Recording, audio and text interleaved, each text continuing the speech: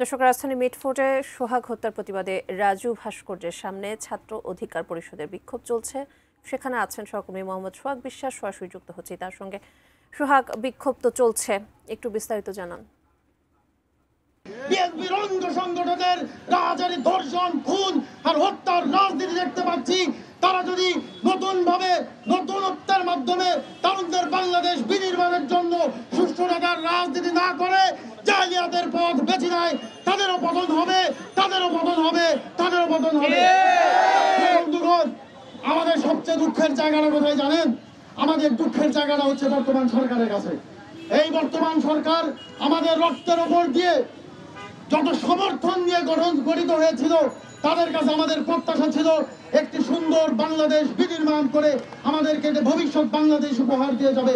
কিন্তু আমরা দেখতে পাচ্ছি এই সরকারের উপদেষ্টারা একজন বলে আমাদের হাত পা বাঁধা।